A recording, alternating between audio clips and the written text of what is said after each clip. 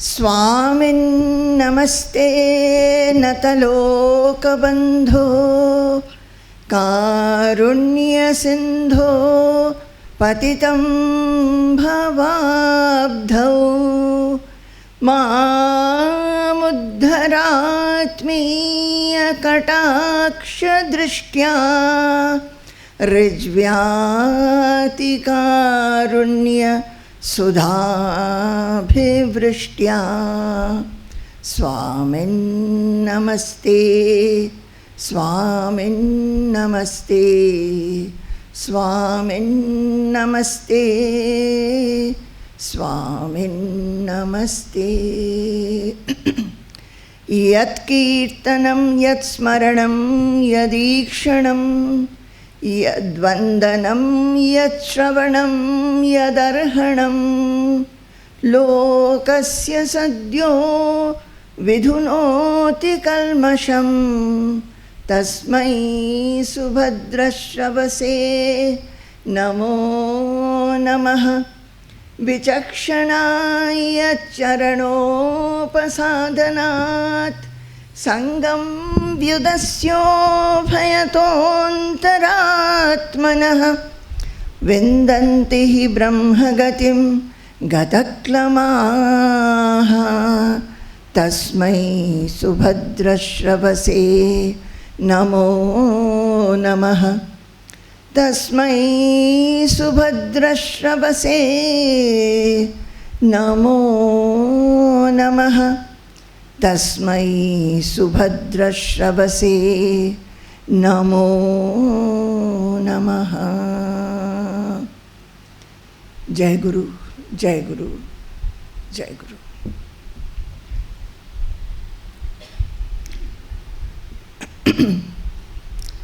कल हम शुरू में शुरू किए कि ये जो टॉपिक लिया है शोक, मोह और भय, उससे कैसे मुक्ति मिल सकती है। शोक, मोह और भय, यही तीनों चीज़ हमको हमेशा सताते रहते हैं, चाहे वो दैनिक जीवन में हो, चाहे वो ऑफिस में हो, प्रोफेशन में हो। हमेशा ही हमारे मन में कुछ कुछ चिंताएं होती रहती है और हम लोग ऐसे दुश्चिंताग्रस्त हो जाते हैं, भयभीत हो जाते हैं। अपने अंदर हम लोग बहुत चीज़ों के प्रति आसक्ति देखते हैं और जिसके कारण हम भयभीत होते हैं, जिसके कारण हमें कभी कभी शोक होता है। तो हमने देखा कि हमें जब हम कुछ चाहते हैं और वो हमें नहीं मिलता है और जो मिला हुआ है अगर वो हमसे छूट जाता है तब हमें शोक होता है। वो चाहे ये अर्थ हो, धन संपत्ति हो, मान यश हो, कि कोई प्यारे जो हमारे प्यारे लोग हैं उनका देहांत हो जाए, कि उनको कोई बीमारी हो जाए, तो हम जो नहीं चाहते हैं वो जब हमें मिल जाता है तो हमें शोक होता है। और मोह क्या होता है? मोह होता है आसक्ति से। हम आसक्त होते हैं, हम सोचते हैं कि ये सारी चीज़ हमारे हैं और जो चीज़ हमारे हैं वो अगर उसमें हम जैसा जैसा चाहते हैं वैसा नहीं होता है, या नहीं तो वो हमसे दूर चले जाते हैं, वो तब हमें आसक्ति के कारण बहुत दुख होता है। ये भी होता है कि जिनको हम प्यार करते हैं अगर उनमें हम देखते हैं कि वो शोकग्रस्त हैं, कि उनमें कोई मन की तकलीफ़ है, तो हम लोग भी उसके कारण तकलीफ़ से भोगते हैं। तो ये होता है इसलिए कि हम अपने को जो मैं समझते हैं और सारी चीज़ जो हमारे अपने समझते हैं उसके प्रति बहुत ज़्यादा लगाव। हम ये नहीं समझते हैं कि ये सब कुछ मेरा जो शरीर है वो भी भगवान का दिया हुआ है और मेरी जो परिवार है, बच्चे हैं, वो भी भगवान का ही दिया हुआ है। हमने उसको बनाया नहीं है। जो कुछ भी हम भोगते हैं वो भी हमको मिला हुआ है। हम सोचते होंगे कि हमने अर्थ कमाया है, पैसा कमाया है, ख़रीदा है, इतना कुछ कंफर्ट में रहते हैं, वो हमने किया है। वो कुछ भी एक चीज़ आप मानिए, अगर आपकी गाड़ी भी है उसमें जो गाड़ी में जो कुछ उस वो जिन चीज़ों से बना हुआ है, उसमें जो मेटल्स हैं, उसमें जो इलेक्ट्रिकल पार्ट्स हैं, अगर आप उसके रूट कॉज में जाएंगे तो देखेंगे कि वो पंचभूत का ही है। और पंचभूत तो हम नहीं बना सकते, वो भगवान ने ही दिया हुआ है। मानिए एक आप सोचते हैं कि हमें एक फल काटना है, तो आप एक एप्पल लेके आए, सेब लेके आए और सेब एक छुरी भी लेके आए। अब ये बताइए, हम सोचते हैं बाज़ार गए थे, अच्छा एप्पल देख के हम खरीद के लेके आए हैं, ये छुरी भी हमने बहुत अच्छा एक छुरी खरीदा हुआ है, हमारे पास है, अभी हम इस एप्पल को काटेंगे। तो एप्पल हाथ में लिया, ये हाथ किसका है? हमने बनाया है? नहीं। हम बना सकते हैं क्या? नहीं। ये एप्पल भी जो है, एप्पल हो, आम हो, कुछ भी हो, वो हमने बनाया है क्या? हम बना सकते हैं क्या? किसी किसी समय होता है कि हमारे पेड़ पे फल लगते नहीं हैं उस साल, किसी किसी साल बहुत फल लग जाते हैं, तो हमारे कंट्रोल में है क्या? नहीं है। और छुरी भी मानिए, छुरी का जो एक जो भाग से हम काटते हैं और जो हैंडल है, तो चाहे हैंडल प्लास्टिक का हो, लकड़ी का हो, और छुरी का जो मेटल का होता है, उसका आखिर में जाएंगे रूट कॉज में, तो वो कहाँ से आया है? पंचभूत से आया है। उसका रूट कॉज हम नहीं बना सकते, एलिमेंट्स हैं वो। तो जब हम विचार करते हैं, कल हमने एक श्लोक पढ़ाया ना, यत् शृण्वन् विपठन् विचार न परः, उसलिए क्या करना चाहिए हमको? दैनिक जीवन में हम जो कुछ भी काम करते हैं, वो चाहे कितना मामूली काम हो कि बहुत इम्पोर्टेंट काम हो, सभी में हमको विचार करना चाहिए कि ये सब कुछ हम सोचते हैं हम कर रहे हैं, पर हमको ये सब करने का क्षमता दिया गया है, ये सब को निभाने का हमें मौका दिया गया है, उसीलिए हम कर पा रहे हैं। ये विचार जब हम करेंगे तब क्या होगा? तब भगवान के साथ वैसे ही एक संयोग, एक युक्तता बन जाएगा।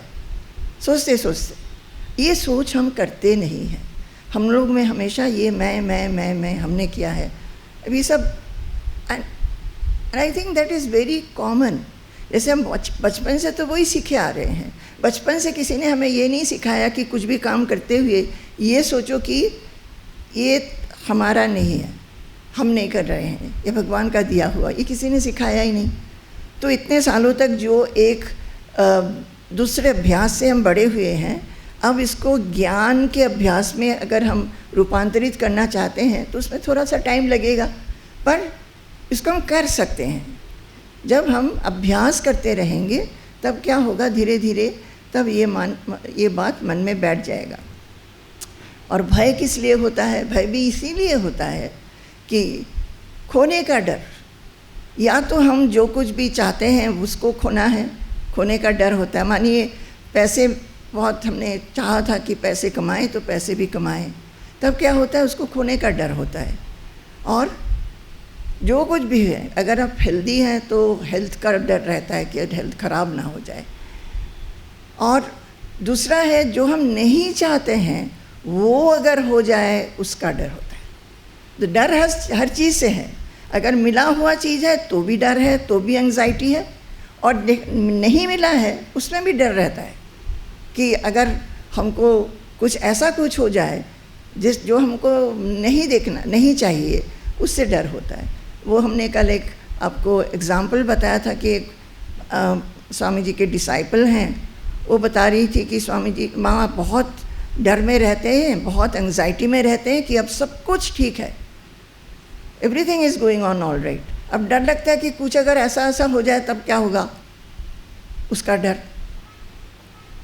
तो इसलिए क्या चाहिए, जैसे यहीं पे हुआ था एक बार, एक कोई जन हर बार बोलते हैं कि बेटी की शादी नहीं होती है, बेटी की शादी नहीं हो रही है, बेटी की शादी नहीं हो रही है, स्वामी जी थोड़ा आशीर्वाद दे दीजिए। हर बार आशीर्वाद, नए नए ढंग से आशीर्वाद चाहते हैं कि स्वामी जी, हर साल स्वामी जी से आशीर्वाद, 3-4 साल ऐसे ही गया। तो स्वामी जी बोलते हैं कि आशीर्वाद तो मैंने दे दिया है, आशीर्वाद तो मैंने दे दिया है, और बार बार आशीर्वाद का ज़रूरत नहीं है। पर वो लोग बड़े दुखी हो रहे थे, बेटी की शादी नहीं हो रही थी। तो हमने उनसे कहा कि देखो तुम लोग बहुत चिंतित हो, बहुत तुम्हें एंग्जाइटी हो रही है तो तुम बार बार आशीर्वाद चाह रहे हो कि स्वामी जी बेटी की शादी हो जाए। स्वामी जी से ये आशीर्वाद पूछो कि स्वामी जी हमारे मन में ऐसी एक स्थिति दीजिए, चाहे हमारी बेटी की शादी हो ना हो, हम विचलित नहीं होंगे। यही चाहिए ना, नहीं तो हम सिचुएशन के दास बन करके हमेशा दुखित होते रहेंगे, भयभीत होते रहेंगे, मोहग्रस्त होते रहेंगे। तो हमें क्या चाहिए, ऐसा कुछ हम पकड़ें जिससे हमें कोई भी एक सिचुएशन में हमें कुछ भी विचलन नहीं होगा। वही भगवान श्री कृष्ण भगवद गीता में बोलते हैं 6 अध्याय में, यम लब्ध्वा चापरम लाभम मन्यते नाधिकम ततः यस्मिन् स्थितो न दुःखेन गुरुणापि विचाल्यते। यम लब्ध्वा, जो मिलने पर, यम लब्ध्वा चापरम लाभम मन्यते नाधिकम ततः, जो मिलने से हमें इससे अधिक मुझे और कुछ नहीं चाहिए, ऐसा एक मन में भावना हो जाएगी। और जिस स्थिति में रह कर के क्या होगा, गुरुणा दुखेन अपि, हमें बहुत ज़्यादा भारी कोई दुख भी हो जाए जीवन में तो भी गुरुना यस्मिन् स्थितो न दुखेन गुरुणापि विचाल्यते, एक भारी दुख हमारे जीवन में आ जाने पर भी हम विचलित नहीं होंगे। तो ये एक जो श्लोक है, ये हम लोग को पढ़ते हुए सिर्फ पढ़ना है कि इसको जीवन में लाने का एक इच्छा होनी चाहिए मन में। ये बताइए कि हम सभी लोग एक सिचुएशन के अधीन आकर के हम लोग विचलित होने लगते हैं, भयभीत होने लगते हैं। तब मन में ये प्रश्न आना चाहिए, अच्छा ऐसा भी कोई स्थिति हो सकती है क्या जिसमें हम कुछ भी हो जाए हम शांत धीर स्थिर रहेंगे। और वो बताया है भगवद गीता ने, कृष्ण ने कहा है कि हाँ ऐसा हो सकता है। कैसे होगा, जब हम उसको अभ्यास करेंगे। और उस अभ्यास एक दिन में तो नहीं होगा, तो अभ्यास करने की इच्छा मन में होनी चाहिए कि हम सिर्फ सुनेंगे और उठ के चले जाएंगे। ये नहीं कि पढ़ेंगे, 1 घंटा हम रोज़ पढ़ते हैं भगवद गीता। कोई बोलेगा कि 1 घंटा हम भागवत पढ़ते हैं, वो बहुत अच्छी बात है, बहुत अच्छा डिसिप्लिन है, पर वो पढ़ के कुछ लाभ हो रहा है कि नहीं, वो देखना चाहिए कि वो हमारे जीवन में उसका कुछ प्रभाव है कि नहीं है। तो ये सब हमने कल बताया। और हमने आपको एक बहुत अच्छा श्लोक बताया था, वो था श्रीमद् भागवतम पुराणम अमलम। हमने ये भी बताया कि ऐसे श्रीमद् भागवत की रचना हुई थी।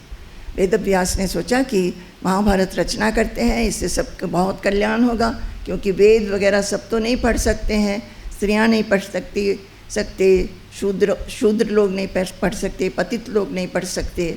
तो इसमें वेद का जो सारांश है उसको महाभारत में हम डालेंगे।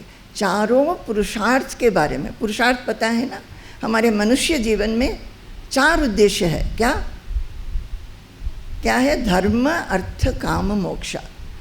धर्म के अनुसार चलना चाहिए, और अर्थ कमाना भी चाहिए, काम वो सब जो साधारण जीवन में होता है, जो कामना वासना रहता है, ये लेने का, वो खरीदने का, फैमिली करने का, बच्चों को बड़ा करो, सब कुछ ये इसी में आता है जो साधारण मनुष्य का जीवन होता है। और 4th क्या है, मोक्ष धर्म। पर ये जो सारे हैं ना, ये मोक्ष है मुक्ति। तो ये जो 4 पुरुषार्थ है, इसमें भी वेद में क्या बोला गया है, अब सब कुछ करिए पर धर्म के अनुसार रहिए, आप अर्थ भी कमाइए, आप कामना वासना को भी निभाइए, पर ये सभी उस धर्म के साथ करना चाहिए ताकि आपका मन धीरे धीरे मोक्ष मार्ग के तरफ चले। मोक्ष क्या है, इन सबसे छुटकारा मिलना। किस चीज़ से छुटकारा मिलना, उन भोगों से नहीं, मन की जो भय है, मोह है, शोक है, दुश्चिंता है, उनसे छुटकारा मिलना। क्योंकि ये सब करते हुए अर्थ और काम का जो हम उसको उसी में व्यस्त रहते हैं, तब मन में क्या होता है? यही सब होता है ना, शोक मोह और भय होता है। उससे कैसे छुटकारा मिलेगा? उसीलिए हमारे सारे शास्त्रों में गृहस्थों को कैसे रहना है, किस तरह अर्थ उपार्जन करना है, किस तरह अर्थ को व्यय करना है, किस तरह दान करना है, किस तरह यज्ञ करना है, किस तरह उपासना करना है, ये सारा कुछ बताया है कि इस तरह करना है ताकि धीरे धीरे आसक्ति रहित होकर, फैमिली के साथ आसक्ति रहित होकर के वन में जाने को नहीं कहा। भगवान ही श्रेष्ठ है, भगवान ही परम है, भगवान के साथ ही मेरा रिलेशनशिप है, जो कि मुझे सृष्टि किया है, जिन्होंने मुझे सृष्टि किया है, जिन्होंने मुझे सब कुछ दिया है, जो कुछ भी दे रहे हैं, कभी सुख देते हैं, कभी दुख देते हैं, कभी ऊंचा नीचा कर देते हैं पूरा जीवन। वो जो कुछ भी दे रहे हैं वही दे रहे हैं, वही मेरे को चालना कर रहे हैं, चालित कर रहे हैं। ये जो एक भाव, इसको नहीं भूलना कभी। हमने कल ये बताया ना, जैसे आप लोग यहाँ पे सुन रहे हैं, आप सबको मालूम है किसका घर किधर है, किसके कितने बच्चे हैं, सुनते हुए भी याद है। पर गृहस्थी का कर्म करते हुए और अपना जो प्रोफेशन में काम करते हैं उसको करते हुए आप भगवान को ही भूल जाते हैं। वो याद नहीं रहता कि भगवान के साथ मेरा संपर्क क्या है। तो कल हमने बताया था, इसको रटिए, हे भगवान मैं आपका हूँ, हे भगवान मैं आपका हूँ, आप मेरे हैं और आपका हूँ, मेरा कुछ नहीं है। जिसको हम सोचते हैं कि ये मेरा बिलोंगिंग है, ये सब कुछ है मेरा, वो सब आप ही ने दिया है। आपने मुझे भोग करने के लिए दिया है, बहुत कुछ दिया है, तो मैं आभारी हूँ। ऐसी चिंता तो बार बार आना चाहिए ना, खाना खाते खाते आना चाहिए, कपड़े पहनते हुए आना चाहिए, गाड़ी चढ़ते हुए आना चाहिए, सत्संग मिल रहा है उसके लिए आभारी होना चाहिए। तो ये जो है, जब हम ऐसा करके आभार एक मन में रखेंगे, तब क्या होगा? भगवान के साथ नित्य युक्तता होते ही रहेगा। हम जो है, हम हमारे जीवन में हमने देखा है, एक चीज़ हमको हमेशा बहुत एक सुंदर मन में रहने का मौका देता है। क्या? To feel blessed always, to feel blessed, कि हम धन्य हैं। भगवान आपने मुझे सब कुछ दिया है, खाने को दिया है, पहनने को दिया है, सिर के ऊपर छत दिया है, बहुत सारे कंफर्ट्स दिए हैं, एडुकेशन दिया है, नौकरी दी है, जो कुछ भी दिया है आपने, आप मेरे साथ हैं। ये जो भाव अगर हम मन में रखें तो इसमें एक ब्लेसेडनेस होती है मन में, उसको प्रिजर्व करके रखना चाहिए। हम लोग क्या करते हैं, हर समय अपने परिवार के बारे में, बच्चों के बारे में, पोते पोतों के बारे में, और क्या क्या कहाँ जाएंगे, क्या खाएंगे, कहाँ घूमेंगे, वो अच्छा है, हम ये नहीं कह रहे कि वो अच्छा नहीं है। वो करते हुए भगवान ने दिया है, इस भाव को भी आप याद रखिए। जैसे एक फूल देखा, फूल देखने से ही फूल कितना सुंदर है, पर फूल किसने सृष्टि किया है, कैसे सृष्टि कर देते हैं, कैसे एक ही ज़मीन से इतने सारे रंग आ जाते हैं, कैसे एक एक फूल का एक एक रंग है। वो हमारे मन में अगर आ जाए जल्दी से, तुरंत, तब क्या होगा? हम फूल को भी देख रहे हैं, उसके साथ भगवान की जो सृष्टि है उसको भी समझ रहे हैं, और भगवान को करीब हम पा भी रहे हैं, क्योंकि यही है सत्य। उसी तरह अगर ऐसा प्रकृति में देखने का हम अभ्यास करते हैं, तब क्या होगा? जब ये ना, प्रकृति में भगवान को देखना बहुत आसान है। हम कहाँ भगवान को नहीं देखते हैं? वो है मनुष्य के अंदर। इसको पसंद नहीं करते हैं, उसको पसंद करते हैं, इसको ज़्यादा प्यार करते हैं, उसको बिल्कुल देखना नहीं चाहते हैं। ये हमारी तो जीवन है ना। जब हम प्रकृति में सब कुछ में देखने लगेंगे, तब लगेगा कि अच्छा, जिसको हम पसंद भी नहीं करते हैं, ये नहीं कह रहे हैं कि उसको जाके उसके साथ बहुत समय बिताओ, क्योंकि हो सकता है उसके बातों में, व्यवहार में आपको आघात पहुंचता है, पर मन से उसके प्रति तिक्तता नहीं होनी चाहिए, उनके प्रति नापसंद नहीं होनी चाहिए। तब क्या होगा? मन हमेशा आनंदित रहेगा, शांत रहेगा।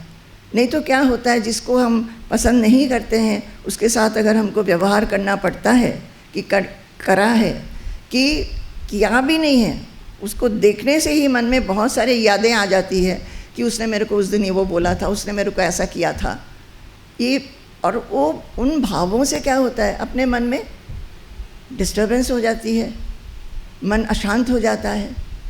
अगर हम सभी में ये भाव देखें कि अच्छा ये भी भगवान की सृष्टि है, अब एक एक जन एक एक तरह की है, हम कोशिश करेंगे अच्छी हमारे मन में ये भेदभाव नहीं रखने का, मन में उनके प्रति बिटरनेस हो, उनके प्रति डिसलाइक हो, वो हम नहीं रखेंगे। हम ये नहीं कह रहे जैसे टाइगर है वो भी तो भगवान का ही है, उसको जाके हम गले तो नहीं लगाएंगे, एक सांप को देख के गले तो नहीं लगाएंगे, पर we should not have any ill feeling towards them. उसी तरह मनुष्यों के साथ। तो कल हमने ये वाला श्लोक हमने भागवत का बताया कि वेदव्यास ने भागवत की रचना की, फिर उन्होंने अपने पुत्र शुकदेव को उसको पढ़ाया, बोला कि ये तुम प्रचार करो। और भागवत का रचना क्यों किया था, महाभारत का रचना जब वो किए समाज के लिए, ताकि स्त्रियां, शूद्र लोग और पतित लोग भी पढ़ सकते हैं, जिसमें चारों पुरुषार्थ के बारे में, धर्म अर्थ काम मोक्ष के बारे में सब कुछ लिखा हुआ है। वो उन्होंने महाभारत में कहानी के तौर से लिख दिया ताकि सब लोग पढ़ सके, सब लोग उससे सीख सके। फिर भी उनको शांति नहीं हुई। फिर नारद जी ने उन्हें कहा कि आपको शांति इसलिए नहीं हो रहा है क्योंकि आपने भगवान के गुणगान नहीं किए, यशोगान नहीं किए, उसमें भक्ति उसमें नहीं लाए, आपने सिर्फ युद्ध और कृष्ण को बता दिया। तो अभी आप भगवान विष्णु का स्मरण करके, श्री कृष्ण का लीलाओं को स्मरण करके आप एक रचना रचिए, तब आपको शांति मिलेगी। तो उन्होंने ये लिखा श्रीमद् भागवतम, जहाँ पे विष्णु भगवान की जो अवतार हैं सारों को लिखा, भक्तों के बारे में लिखा, और फिर श्री कृष्ण की लीला का लिखा, सब कुछ लिखा, और इसी के रूप से वो ब्रह्म का ज्ञान भी उन्होंने दिया। सो ये श्रीमद् भागवतम, ये ऐसा नहीं है कि सिर्फ भक्ति है, इसमें क्या है, इसमें तत्र ज्ञान विराग भक्ति सहितम नैष्कर्म्यमाविष्कृतम, उसमें ज्ञान है, वैराग्य है, भक्ति है, और नैष्कर्म्य क्या है, जब अपने आप को अपने अंदर, अपने आत्मा में या ब्रह्म स्वरूप में हम लीन कर दे सकते हैं, वो वाला जो स्थिति है वो भी मिल जाता है।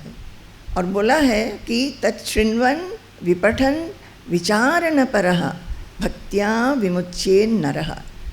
अगर कोई इसको पढ़ेगा, सुनेगा और फिर विचार करेगा, विचार के बारे में कल हमने बहुत बोला कि विचार करना बहुत ज़रूरी है, विचार करेगा तब भक्ति उत्पन्न होगी, और उससे क्या होगा, लोगों को मुक्ति मिलेगी। विमुच्येत नरः विमुच्येत, लोगों को लिबरेशन मिलेगा। कहाँ से, भय, शोक, मोह से, इन चीज़ों से, क्योंकि यही है हमारे जीवन में जो कि हमें अशांति में फेंकता है। तो यही हमने एक श्लोक और भी अच्छा बोला था, यस्याम वै श्रूयमाणायाम कृष्णे परम पुरुषे भक्तिरुत्पद्यते पुंसः शोक मोह भयापहा। तो इसका कोई भी सुनता है, जो सुनने वाला है, जो सुनता है, और किसके बारे में सुन रहे हैं, भगवान श्री कृष्ण के बारे में सुन रहे हैं, उनमें क्या होता है, भक्तिरुत्पद्यते पुंसः, उन लोगों के मन में भक्ति की उदय होती है। कैसी भक्ति, जो भक्ति से शोक, मोह और भय सब दूर हो जाता है। तो ये भी हमने बोला था, हम फिर से दोहराए हैं। क्यों दोहरा रहे हैं, क्योंकि एक बार सुनने से हमको याद नहीं रहता है। हम बार बार बोल रहे हैं विचार करना, अपने बुद्धि का उपयोग करके विचार करना बहुत ज़रूरी है। तो इसमें क्या विचार करना है इस श्लोक से, कि जैसे इसमें भी बोला तच्छृण्वन् विपठन् विचारण परः भक्त्या विमुच्येन नरः। तो भक्ति जो है, किस तरह की भक्ति, इस तरह की भक्ति जिससे मन से शोक, मोह और भय दूर होगा। तब सोचना चाहिए कि अच्छा हम भी तो भक्त हैं, हम तो रोज़ पूजा करते हैं, रोज़ हम बहुत देर तक पूजा करते हैं, 1-2 घंटा, उसके बाद ही हम पानी पीते हैं। बहुत लोग ऐसा भी करते हैं, वो बहुत अच्छा है, पर उनके मन में प्रश्न होना चाहिए। क्या प्रश्न? कि हम ये तो कर रहे हैं, फिर हमारे मन से शोक मोह भय क्यों नहीं जा रहा है? अभी भी हम शोकग्रस्त हैं, मोहग्रस्त हैं, भयग्रस्त हैं, तो हमारी भक्ति कैसी भक्ति है? इससे और भी ज़्यादा भक्ति कुछ है क्या? वो भक्ति कैसी है, वो कैसे मिलेगी? दीज आर द विचारास। ऐसे विचार करना बहुत ज़रूरी है। जैसे कल हमारे क्लास के बाद ही कोई एक जना हमें मिलने आए थे, स्वामी जी को और हमें दोनों को मिले। वो बता रही थी कि हम बहुत पूजा करते हैं, करते आ रहे हैं और बड़े मन से करते हैं, पर आजकल मुझे लगने लगा है ये सब पूजा करके क्या हो रहा है, कुछ तो नहीं हो रहा है। तो पूजा करनी चाहिए, नहीं करनी चाहिए? इतने सारे देव देवता सब लगा दिया है अपने पूजा के आसन में, वो सारा कुछ हम क्या करें अभी? तो एक्चुअली जब ऐसा प्रश्न आता है ना, वो भगवान की कृपा से आता है। ऐसा प्रश्न आना चाहिए और पूछना चाहिए आके, एक किसी जो जानते हैं उनसे पूछना चाहिए कि हमारे मन में ऐसे प्रश्न आ रहे हैं, हम अपने आप को भक्त समझते हैं, पर भक्तों को क्या करना चाहिए? भक्ति से तो मेरा कोई उन्नति नहीं है, हम अभी भी भीत हो जाते हैं, किसी के ऊपर गुस्सा कर देते हैं, किसी को हम बिल्कुल पसंद नहीं करते हैं, हमारे मन में बहुत चाह है, किसी भी तरह हम संतुष्ट नहीं हैं। क्यों ऐसा है? तब लगेगा कि भगवान ने भक्तों की लक्षण में क्या बोला है। हम तो सोचते हैं हम भक्त हैं, अपने आप को सर्टिफिकेट देते हैं, है ना? और जो लोग बहुत धूमधाम से पूजा करते हैं वो सोचते हैं कि हम बहुत बड़े भक्त हैं। पर भगवान ने भक्तों के प्रति क्या कहा है कि मुझे वो भक्त पसंद है जिनमें ये गुण हैं। अब पढ़ेंगे, सोचेंगे और उसको अपनाएंगे तभी ना। क्या क्या गुण हैं भगवान ने बोल दिया है, भगवद गीता में बोला है, भागवत में बोला है, दूसरे पुराण में बोला है, सब जगह बोला है। ठीक है, हम आगे बढ़ेंगे। तो ये श्रीमद् भागवत के बारे में ऐसा बोला है। आगे क्या बोला है? एक श्लोक और बहुत सुंदर है। मृषा गिरस्ता ह्यसती रसत्कथा न कथ्यते यद् भगवान् अधोक्षजः तदेव सत्यं तदुहैव मंगलम तदेव पुण्यं भगवद्गुणोदयं तदेव रम्यं रुचिरं नवं नवं तदेव शश्वन् मनसो महोत्सवं तदेव शोकार्णवशोषणं नृणां यदुत्तमश्लोक यशोनुगीयते। मृषा गिरस्ता ह्यसती रसत्कथा न कथ्यते यद् भगवान् अधोक्षजः तदेव सत्यं तदुहैव मंगलम तदेव पुण्यं भगवद्गुणोदयं तदेव रम्यं रुचिरं नवं नवं तदेव शश्वन् मनसो महोत्सवं तदेव शोकार्णवशोषणं नृणां यदुत्तमश्लोक यशोनुगीयते।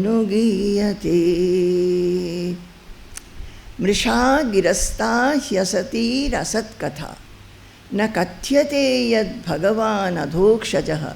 इसका पहले एक श्लोक हमने बोला ना, श्रीमद् भागवतम पुराणम अमलम, कि श्रीमद् भागवत कैसा एक रचना है और उसको पढ़ना चाहिए, सुनना चाहिए, विचार करना चाहिए। अभी दूसरे एक श्लोक में बोल रहे हैं भगवान अधोक्षज के बारे में। अधोक्षज कौन है? भगवान विष्णु। अधोक्षज क्या है? जो इंद्रियों के परे हैं। हम लोग सब इंद्रिय के वश में रहते हैं। हमारे 5 इंद्रियां हैं और उसके पीछे हम भागते हैं। और इंद्रियों का काम क्या है? उसका काम भी भगवान ने यही दिया है कि जिस इंद्रियों को जो अच्छा लगता है वो इंद्रिय उसके पीछे पीछे भागता है।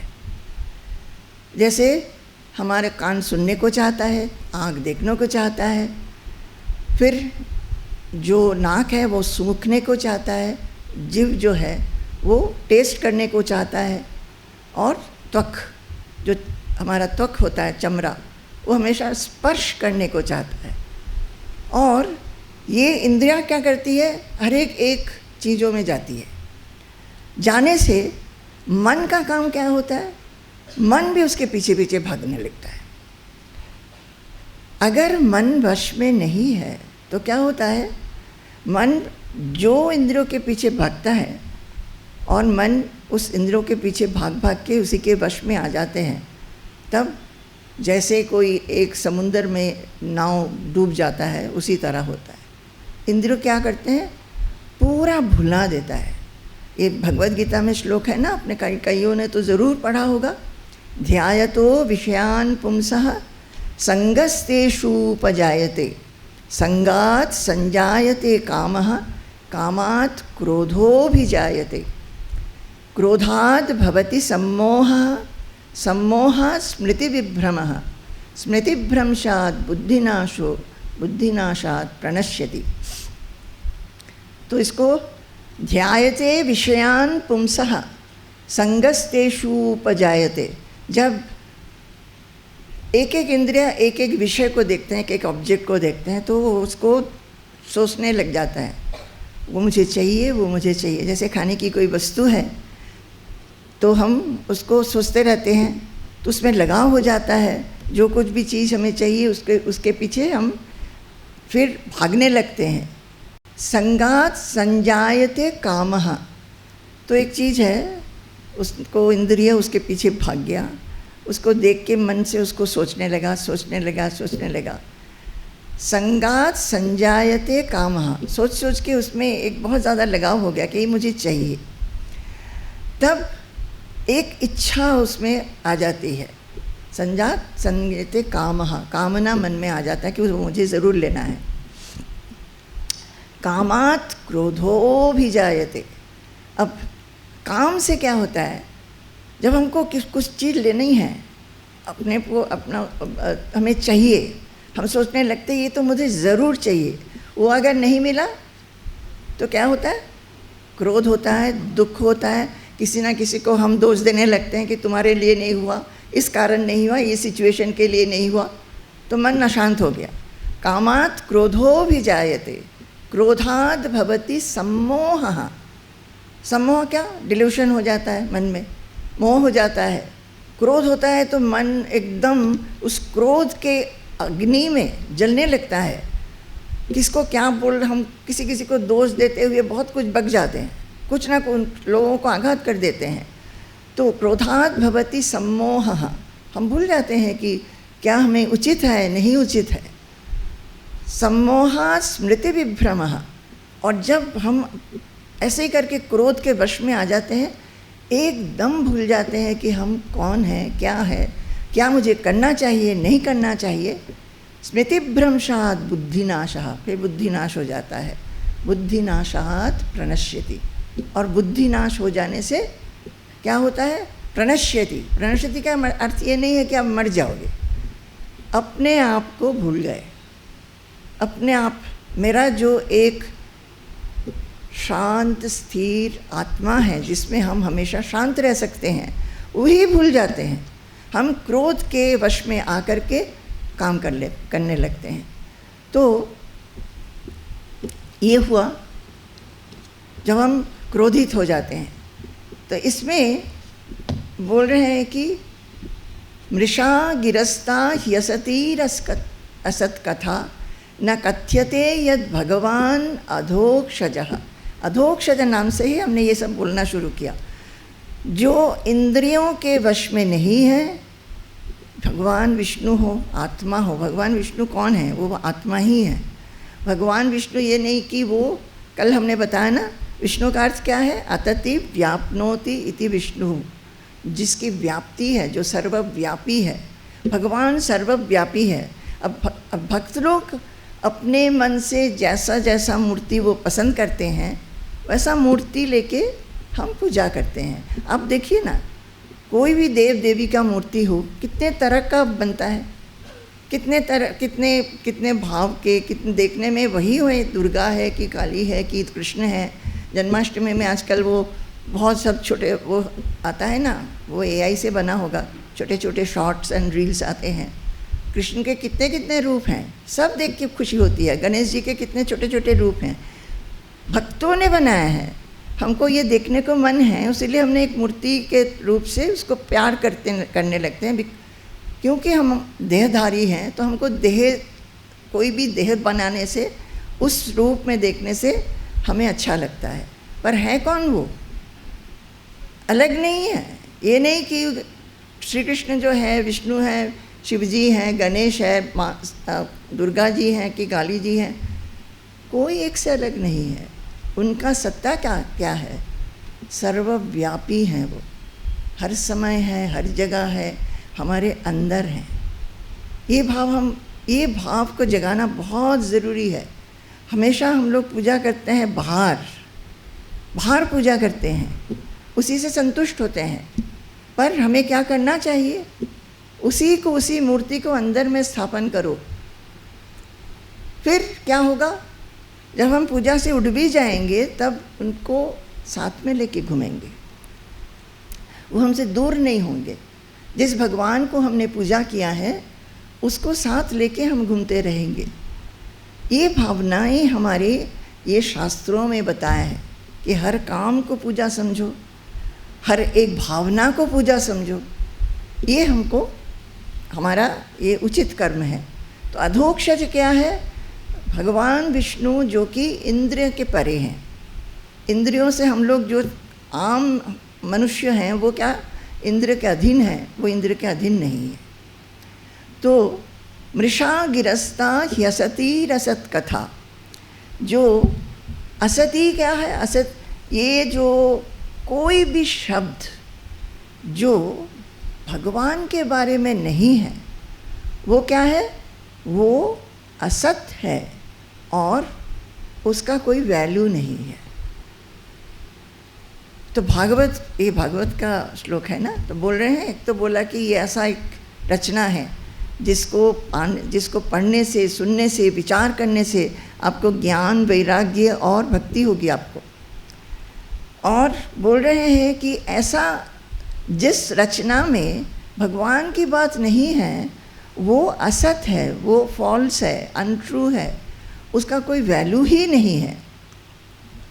जिसमें भगवत गुणोदयम, भगवान के जो ग्लोरी है, यश है, महिमा है, उसको नहीं कीर्तन किया है, उसको पढ़ने से कोई लाभ नहीं है। उसको पढ़ने से क्या होगा? हम संसार के बारे में ही सोचते रह जाएंगे। और भगवान के बारे में अगर हम सुनते हैं, पढ़ते हैं, विचार करते हैं, तब क्या होगा? मुक्ति। किस चीज़ से मुक्ति? शोक, भय और मोह से मुक्ति। तो हमको समझना चाहिए कि हम कुछ भी करें, हमारे जीवन में, गृहस्थी में, घर गृहस्थी में बहुत कुछ करना पड़ता है, उसके साथ साथ इसको भी मूल्य दिया जाए, शास्त्र पढ़ने का मूल्य दिया जाए उसको, और उसके लिए समय दिया जाए। ये नहीं कि हम सारा दिन, हर समय अपने कर्मों में और चिंतन में हमेशा संसार के प्रति ही सोचते रहें। आप सोचिए, कोई बात नहीं, जब आप सोचेंगे कि ये संसार भगवान का दिया हुआ है, वो बात तो कोई नहीं समझता, सोचता ना, संसार ही करते रहते हैं। मेरे को ये करना है, वहाँ जाना है, ये देखना है, ये सोच के नहीं करते। जब ये सोच के करेंगे कि हम हर 2-2 मिनट के कि आधा घंटा में सोचेंगे, ये भगवान आपने दिया है उसीलिए हम कर पा रहे हैं, आपने दिया है उसीलिए कर पा रहे हैं। ऐसी भावना की एक जो अभ्यास, वो करना बहुत ज़रूरी सबके लिए। तो इसमें यही बोल रहे हैं, जो रचना है जिसमें भगवान के बारे में, भगवान के गुणों के बारे में और लीलाओं की गुण कीर्तन नहीं किया है, वो उसकी कोई मूल्य नहीं है। तदेव सत्यम, ये श्लोक जब हमने पढ़ा था ना, ये एक्चुअली एंड में है ये। इतना अच्छा लगा था हमको, इतना अच्छा लगा था। तदेव सत्यम, तदेव सत्यम, यही सत्य है। क्या सत्य है? जब भगवान के बारे में लिखा हुआ है वही सत्य है। क्योंकि देखिए, आप मानिए कि आपका बच्चा जब छोटा है, बच्चा ये करता है, वे करता है, और सब जो कोई घर में आते हैं ना, सबको हम लोग उस बच्चे ने क्या किया, क्या बोला, क्या खेला, यही बताते रहते हैं।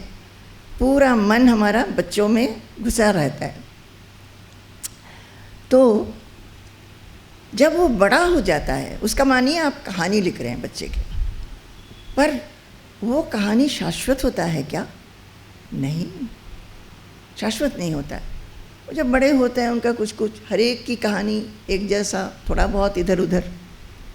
शाश्वत कहानी किसकी है? जब हम भगवान के बारे में लिखते हैं, सोचते हैं, वो शाश्वत है।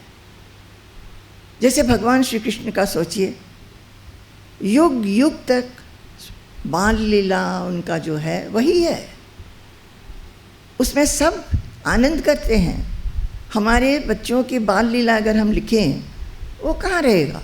कौन देखेगा, कौन सुनेगा? हो सकता है आप एक दो जन पढ़ेंगे उसको। बहुत बहुत घरों में होता है बच्चों का बचपन से लेके बड़े होने तक एल्बम हर एक साल में फ़ोटो खींच के रख देते हैं। वो कितने लोग देखेंगे? और उसको देख के कितने लोगों को आनंद आएगा? क्योंकि उनके भी बच्चे हैं, उनके भी यही इतिहास है, यही चरित्र है। पर श्री कृष्ण का बाल लीला, राम जी का बाल लीला, वो अभी तक क्यों शाश्वत क्यों है? क्योंकि उसमें एक दैव भाव है। वो जब हम देखते हैं, पढ़ते हैं, सुनते हैं, हमारे मन में एक विशुद्धता ला देती है, एक आनंद ला देती है। तदेव सत्यम, सत्य क्या है? कल स्वामी जी बता रहे थे, सत्य और असत्य। सत्य क्या है? जो हमेशा के लिए रहता है, और असत्य क्या है? जो चेंज होता रहता है।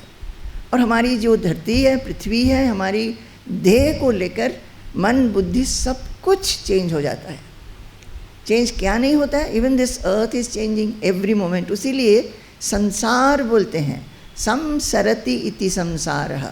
संसरति मीन्स अभी हमने जो कुछ बोला, सुना, सोचा, एक पल में वो बदल गया, है ना। हम देखते हैं हमारे चिंतन भी एकदम जैसे घोड़े होते हैं ना, छलांग लगा लगा के जाते हैं, ऐसे ही चलते रहते हैं। संसरति इति संसारः। तो संसार भी जो है वो भी चेंजफुल है, हमेशा परिवर्तनशील है। परिवर्तनशील क्या नहीं है? जो उसको देख रहा है। कल हमने बताया आत्मा क्या है? जो इसको दृष्टा है, साक्षी है, हमारी आत्मा। क्योंकि हमने घड़ी का एग्जाम्पल दिया था कि घड़ी में सुइयाँ हैं और उसके पीछे जो अक्षर लिखे हुए हैं, क्योंकि वो स्टेबल है, स्थिर है, स्थिर होने के कारण जो टाइम है, जो सुइयाँ घूमती रहती है, उसको हम समझ सकते हैं कि अभी 11 बजा है कि 11:30 बजा है। अगर मानो पीछे के अक्षर भी घूमते रहते, फिर हम समझते नहीं। तो उसीलिए जो चेंज जो है, चेंज को समझने के लिए किसी एक चीज़ को स्थिर होकर रहना है। वो कौन है? वो हमारे अंदर अंतरात्मा है। हमारी अंतरात्मा जो है वो अपने मन की, देह की जो चेंज है, मन की जो चेंज है और बुद्धि की जो चेंज है, उसको देखते रहता है। उसको साक्षी या दृष्टा बोलते हैं, उसी को आत्मा बोलते हैं। और क्या है? वही सब कुछ है। तदेव सत्यम तदुहैव मंगलम।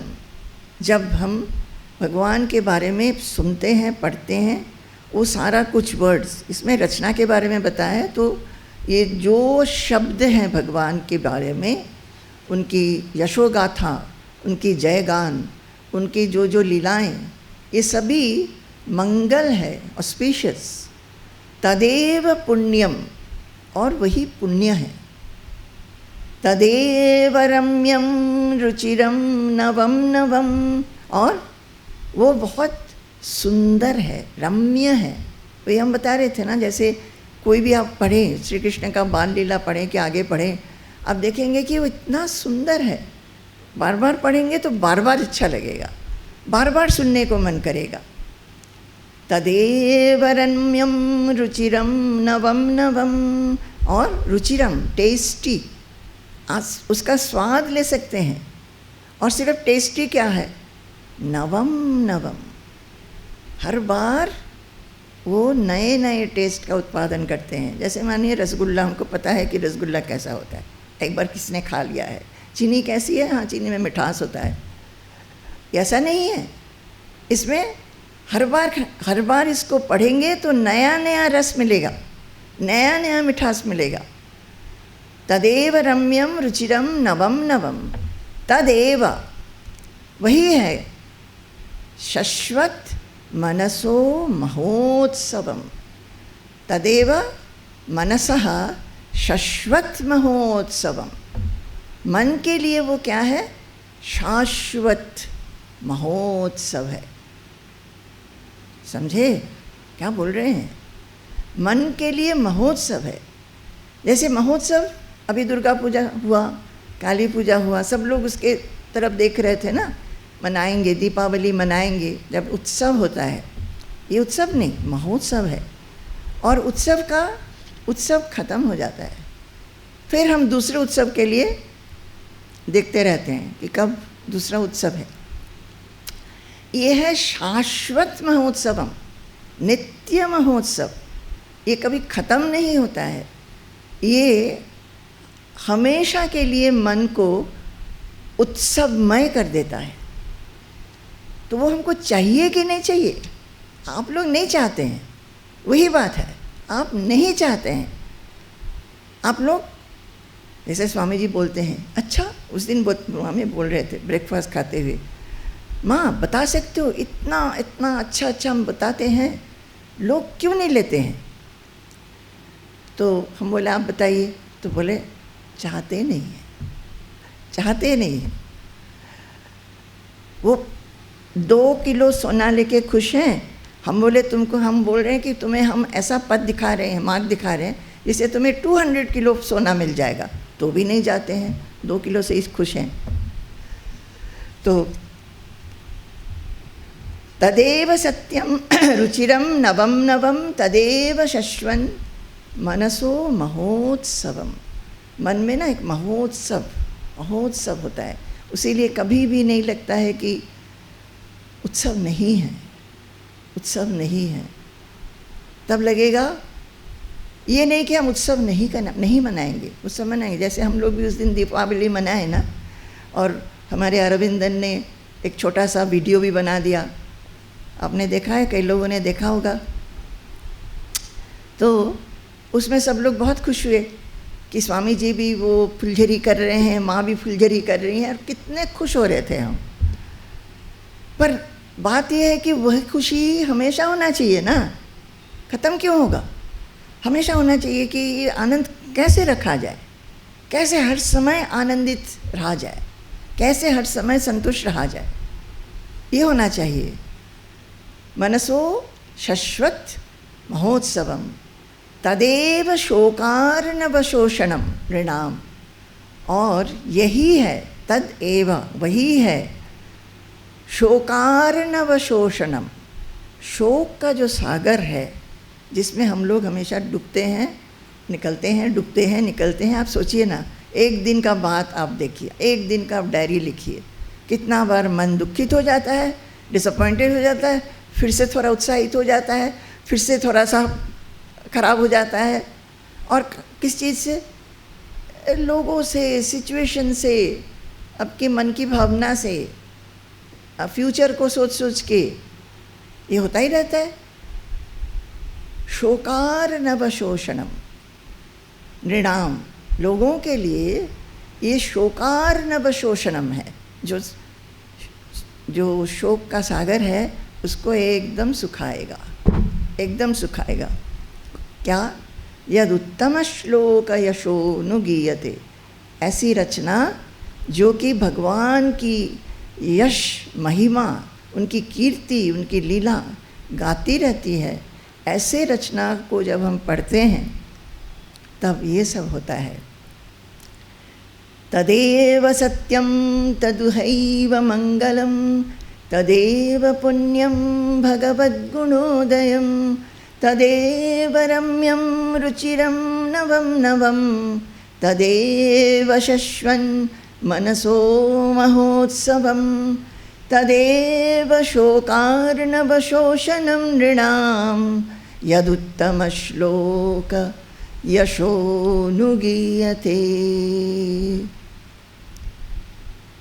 अच्छा है ये श्लोक, हमारे पीछे पीछे आप बोलेंगे।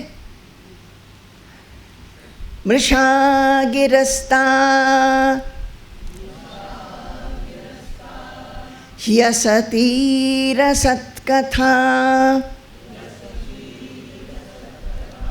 ह्यसतीरसत्कथा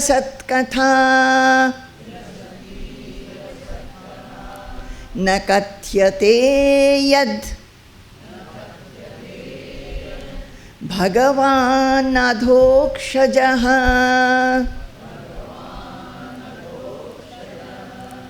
तदेव सत्यं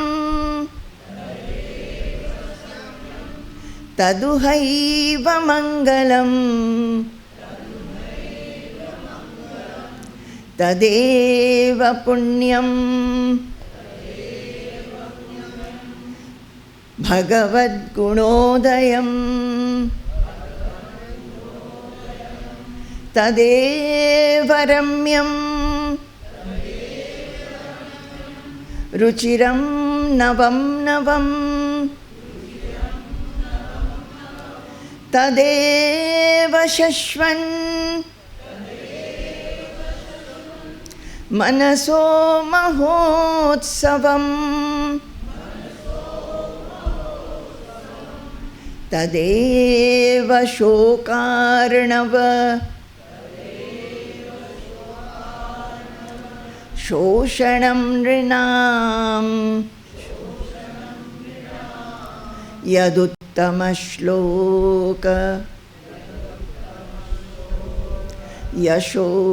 यशोनुगीयते।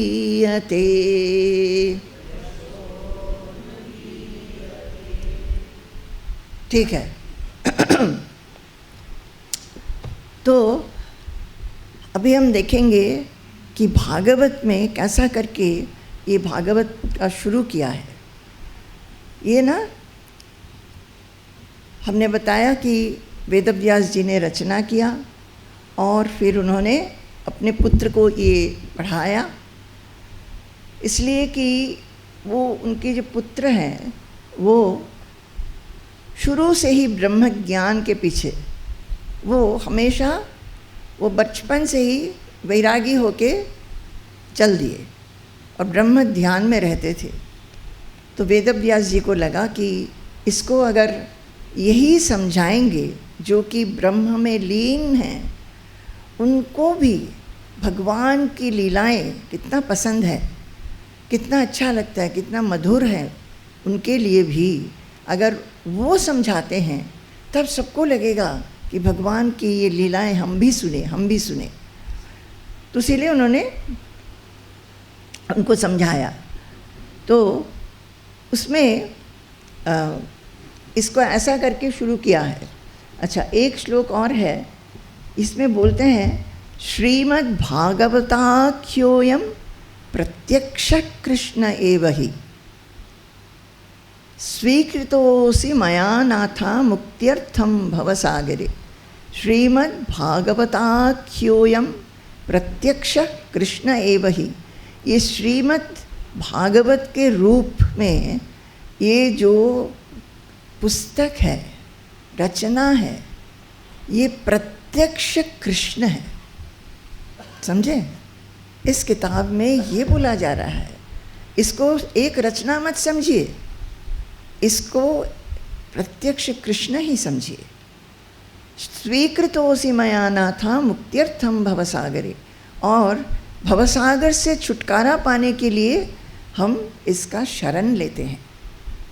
तो यही बोला है कि अगर आप इसको पढ़ोगे, सुनोगे, विचार करते रहोगे तो फिर आप मुक्ति मिलेगी आपको शोक से, मोह से, भय से। वही है भवसागर जिसको कहा जाता है। और इसको पढ़ते हुए मन में ये भाव आ जाता है, हम तो कहेंगे कोई प्रयास करने की ज़रूरत नहीं है। मन में ये भाव आता है कि हम कृष्ण भगवान के साथ साथ चल रहे हैं, वो हमारे साथ साथ हैं। जैसे प्रहलाद जो हैं, भक्त प्रहलाद, वो बचपन से विष्णु भगवान के भक्त थे। और क्या होता था, उनकी भक्ति ऐसी थी कि उनको चलने फिरने, खाने बैठने, सोने खेलते में हर समय लगता था भगवान उनको घेरे हुए हैं, उनको गले लगाए हुए हैं, आलिंगन किए रखे हैं। तो गोविंद परिरंभितः उनका ये अवस्था, तो हम लोग को भी लगने लगता है। हमको लगता है कि श्रीमद् भागवत पढ़ने से, मन से, अब देखिए, एक होता है ड्यूटी से पढ़ना। हाँ, ड्यूटी क्या, हम सोचते हैं कि अगर सुबह हम उठेंगे, थोड़ा नहा धो के पूजा वूजा कर लेंगे तो उससे मेरे को पुण्य हो जाएगा, भगवान को हमने प्रीत कर दिया। वो हुआ ड्यूटी, वो हुआ एक रूटीन। ठीक है, बहुत अच्छा है, जो नहीं करते हैं उनसे तो अच्छा है। दूसरा क्या है, भगवान को प्यार करके, भगवान इस समय के लिए हम व्याकुल रहते हैं, किस समय आपके पास हम बैठेंगे, किस समय आपकी थोड़ा पूजा करेंगे। पढ़ते हुए भी, इसको पढ़ते हुए भगवान ये ऐसा लगे कि आप मेरे साथ साथ चल रहे हो, मुझे आप ही पढ़ा रहे हो, मुझे आप ही समझा रहे हो, ऐसे एक भाव, इस भावना से पढ़ें। चाहे 1 पेज पढ़े, 2 पेज पढ़े, फिर भगवान आपने तो मुझे बहुत काम दे दिया है, मुझे घर गृहस्थी करनी है, मुझे ऑफिस भी जाना होता है, अब हम क्या करें, हम चल रहे हैं अब गृहस्थी करने, उसमें भी मुझे आपका साथ महसूस होते रहे, हर एक काम में, हर एक चिंतन में। जब हम गुस्से में हैं, जब हम क्रोध में हैं, जब हम खुश हैं कि ऐसे ही बैठे हुए, हमें लगना चाहिए कि आप मुझे घेरे रखे हैं।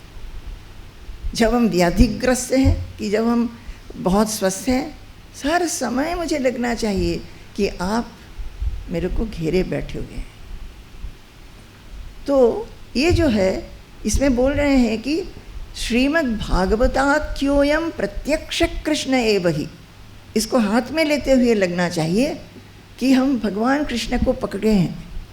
और उसीलिए हम कहते हैं कि इसको कहीं में ऐसे नहीं कि सोफ़ा में बैठ गए पढ़ लिए, ये नहीं कि टीवी देखते देखते हाथ में थोड़ा बहुत टीवी भी देख लिया, थोड़ा सा फ़ोन भी देख लिया, ये नहीं।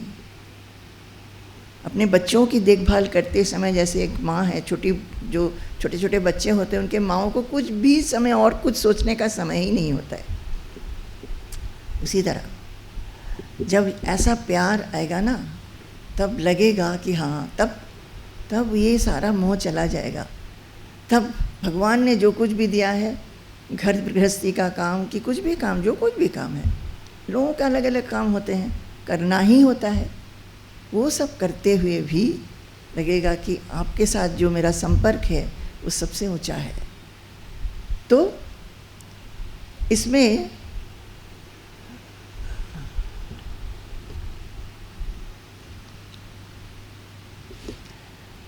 बता रहे हैं, सबसे पहले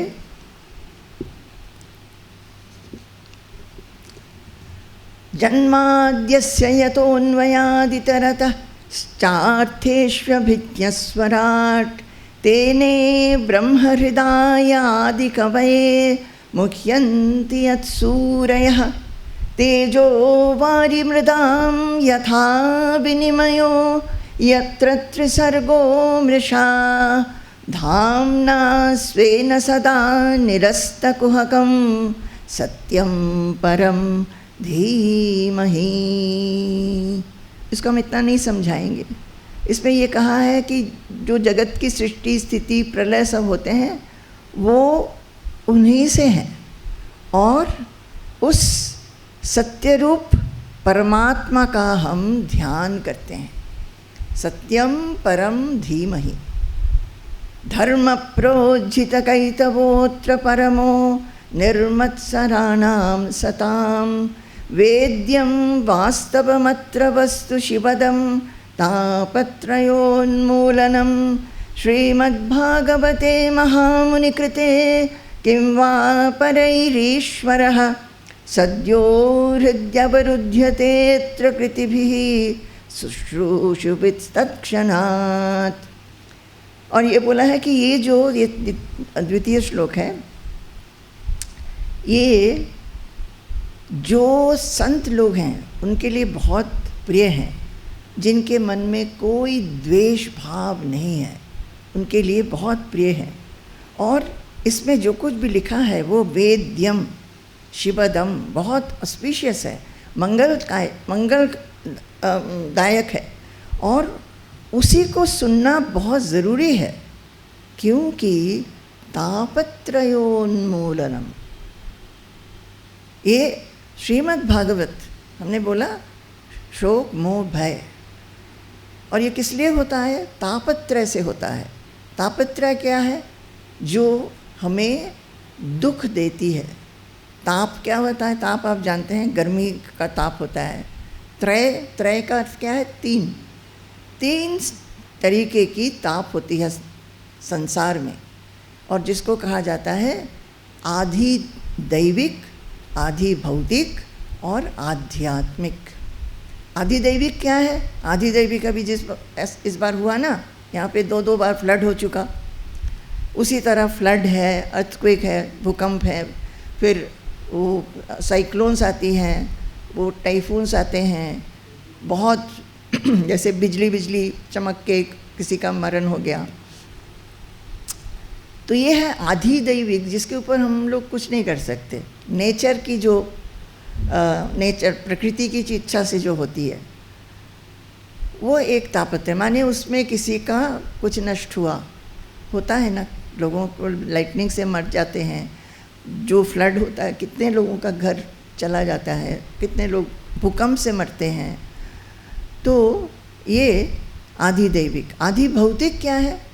आधि भौतिक है जो दूसरे जानवरों से, मनुष्य से और जानवरों से जो हमको सफरिंग आती है, वो क्या है?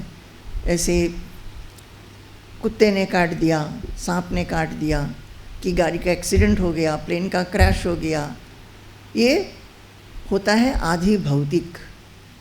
अब मानिए जीवन में अगर भगवान ने चाहा, आधि दैविक और आधि भौतिक जो हमारी दुख है वो हमको नहीं हुआ, भगवान ने दिया नहीं हमको। जो तीसरा है वो सबको होता है, हर एक मनुष्यों को होता है। वो क्या है? आध्यात्मिक।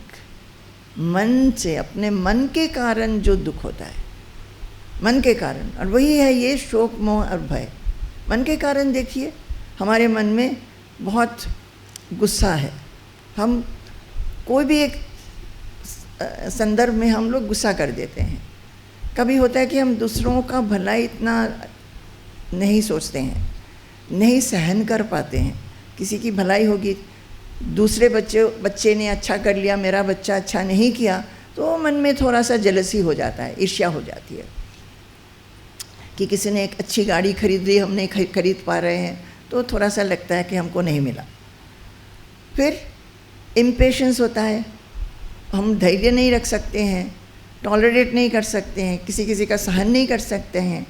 हम लोग एक दूसरे के बारे में बोलते हैं, पीछे समालोचना कर देते हैं, कि क्रिटिसिज्म कर देते हैं, लोगों में दोष देखते रहते हैं। ये सारा है मन का, और उससे क्या होता है? अपने ही मन में अशांति होती है, अपने ही मन में होती है। ये आध्यात्मिक ताप है। तो ये तीन ताप का उन्मूलन, क्योंकि इससे क्या है, भागवत से क्या बोला है कि उसमें ज्ञान मिलता है, वैराग्य मिलता है और भक्ति ही विरक्ति ही भगवत प्रबोधा। और आखिर में यही देखते हैं कि भगवान एक है, भगवान हमारे अंदर है और भगवान सब जगह है। उसको आप चाहे भगवान बोलिए, आत्मा बोलिए, ब्रह्मन बोलिए, कोई भेद नहीं है, वो एक ही है। और कहाँ से ये सब जो मन की जो ताप है, चाहे भय हो, शोक हो, कुछ भी हो, वो किस लिए हो रहा है? क्योंकि हम सोचते हैं, न मानिए कोई दूसरा व्यक्ति है उसीलिए हमें भय होता है, कोई दूसरी एक व्यक्ति है उसीलिए हमको उससे ईर्ष्या होती है कि आनंद होता है। मेरे से कोई अलग है, मेरे से कुछ अलग चीज़ है, तभी हमको ये सारी जो हमारे मन में एक एक गुण हो, दुर्गुण हो, जो कुछ भी हो, ये सब आ जाता है। अगर हम सभी को समान भाव से देखते हैं, सभी में भगवान की प्रकाश देखते हैं, तब क्या होगा? अगर जैसे मानिए हम यहाँ पे हमें खुजली हो रही है, हम ऐसा करके खुजली कर रहे हैं, हमारा ये उंगली जाके हमारे आँख को कुचल दिया, तो हम इस उंगली को डांटते हैं क्या? हाँ, उंगली को डांटते हैं, अरे तूने क्यों ऐसा किया? नहीं डांटते हैं, क्योंकि ये मेरा ही अंग है, इसने उंगली काट दिया। कभी कभी हम लोग खाते खाते गाल को काट देते हैं, तो हम दांत को डांटते हैं क्या? नहीं, क्यों? वो एक ही है, हमारा ही है। ये सब एग्जाम्पल ना हमारे शास्त्रों में दिया हुआ है। ये बोल रहे हैं कि जब हम समान भाव से सबको देखते हैं, तब हमारे मन में भेदभाव नहीं होता, तब हमारे मन में इतनी जल्दी से गुस्सा नहीं होता है। जैसे एक माँ है, वो माँ का एग्जाम्पल बहुत अच्छा है। जब छोटा बच्चा और माँ, वो छोटा बच्चा कुछ भी करे, माँ उसको सह लेती है, क्यों? मेरा अंश है, मेरा ही बच्चा है करके। बड़े होने से जब वो लड़का फिर शादी वादी करके अलग हो जाते हैं, तब माँ लोग बहुत दुखी हो जाते हैं, क्योंकि वो लोग अभ्यास नहीं करते हैं कि उस सिचुएशन में भी कैसा करके अपने मन की शांति रखें।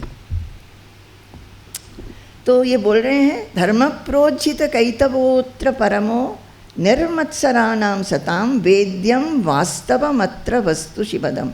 वही एक वस्तु है। क्या वस्तु?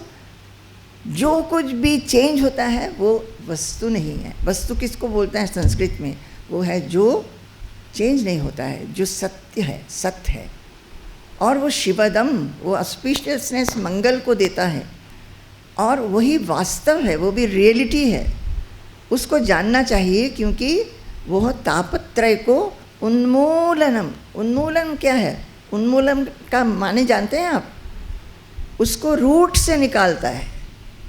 हम लोग कभी कभी घास निकालते हैं ना, अगर घास को वो उसका जड़ के साथ नहीं उतार पाते हैं, निकाल पाते हैं, तो फिर से हो जाता है। तो जड़ के साथ निकालता है, आगे होगा ही नहीं। और श्रीमद् भागवते महामुनि कृते किं वा परैरीश्वरः सद्यो हृद्यवरुध्यतेऽत्र कृतिभिः शुश्रूषुभिः तत्क्षणात्। बोल रहे हैं कि ये जो श्रीमद् भागवत है, उसको महामुनि वेदव्यास ने लिखा है, और ये जब हम सुनते हैं, सुन सुन के भगवान क्या होता है, हमारे हृदय में बस जाते हैं, बंध जाते हैं, वो वहाँ से निकल ही नहीं पाते हैं। वही हमने बताया ना, पढ़ना ऐसे है, इसको भगवान श्री कृष्ण का समझो, उसके लिए अच्छा एक आसन बनाओ, उस आसन के ऊपर रख के पढ़ो, ये वो नहीं, और रूटीन की तरह नहीं, और ड्यूटी की तरह नहीं, उसको प्यार करके पढ़ो। फिर क्या होगा? श्री कृष्ण भगवान अपने हृदय में, श्री कृष्ण भी मत बोलो, भगवान, और नहीं तो आत्मा, ब्रह्मन। हम आगे आएंगे एक श्लोक जिसमें बोला है कि एवरीथिंग इज द सेम। वो सद्यो, उसी समय सुनते सुनते वो हृदय में आपकी अनुभूति होगी कि भगवान यही है, यही है, यही है। एक अद्भुत एक आनंद, एक अद्भुत एक एक्सपीरियंस कि वो मेरे हृदय में ही है, मेरे साथ साथ हैं। शुश्रूषुभिः तत्क्षणात्, तत्क्षणात् का अर्थ तो जानते हैं ना, उसी वक्त जो सुन रहा है उसके लिए, जो पढ़ रहा है उसके लिए, उसी समय हृदय में वो बंध जाते हैं और निकल नहीं पाते हैं। निगमकल्पतरोर्गलितं फलं शुकमुखादमृतद्रवसंयुतं पिबत भागवतं रसमालयं मुहुरहो रसिका भुवि भावुकाः। निगमकल्पतरोर्गलितं फलं, ये जो है इस श्लोक में ना ये जो रचयिता हैं वो सबको बुला के बोल रहे हैं, हे भक्तगण, आप जो मर्मज्ञ हैं, आप जो समझते हैं, आपको हम कह रहे हैं, ये जो है श्रीमद् भागवत वेद रूप अमृत समान एक फल है। और वो शुकदेव ने उसको गाया है, जो वेद की जो वाणी है उसी को भागवत में लिखा है, उसको सब समझ सकते हैं। उसमें भगवान की लीला, उनके प्रति भक्ति, ये सब उनके प्रति जो ज्ञान, उनका जो परम ज्ञान है, भक्ति और ज्ञान कैसे संबंधित है, ये सब कुछ मिला के लिखा हुआ है। और जब शुकदेव ने इसको गाया है, शुकदेव के मुंह के साथ, मुंह से जब वो निकलता है, अमृत रूप फल, जो वेद का जो वाणी, वो अमृत रूप फल है, वो रस स्वरूप है, उसमें रस भरा हुआ है। किस चीज़ का रस? ज्ञान, विरक्ति, वैराग्य और भक्ति, इन तीनों का रस से वो फल जो है परिपक्व है, सुमिष्ट है, अमृत समान है। और वो फल जब शुकदेव के मुंह से निकल रहा है वाणी के रूप से, वो जैसे कि एक अमृत रस निकल रहा है। और तो इसीलिए बोल रहे हैं, पिबत भागवतम रसमालयम। जब रस का आलय जो है, रस का आधार जो है, हे भक्तगण, हे भक्तगण, आप इस भागवत रस को पीजिए, पिबत, पीजिए इसको, और हर समय पीजिए। मुहुरहो रसिका भुवि भावुका, इसको समझ समझ के उसके रस से आप बिल्कुल सिंचित हो करके इसका रस को पान कीजिए। ऐसा करके शुरू किया है। ठीक है, आज का दिन खत्म। आपको अच्छा लग रहा है? इसमें इतना रस है, इतना रस है, बहुत रस है। हमें स्वामी जी ने बोला था, जब हम उन्होंने बोला कि नौकरी छोड़ दो और बोला कि अभी तुम इसमें रिसर्च करो, भागवत पढ़ने को बोला था, वो दिन हमें याद है। बहुत बहुत बहुत सुंदर।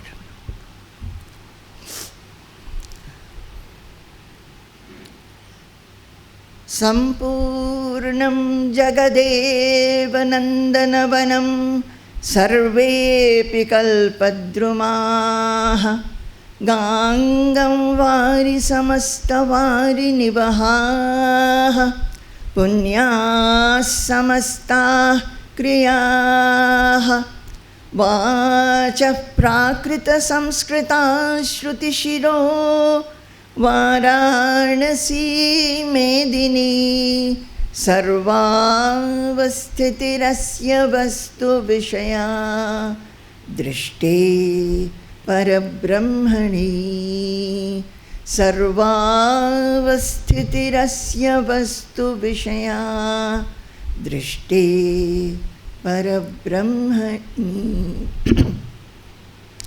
जय गुरु, जय गुरु।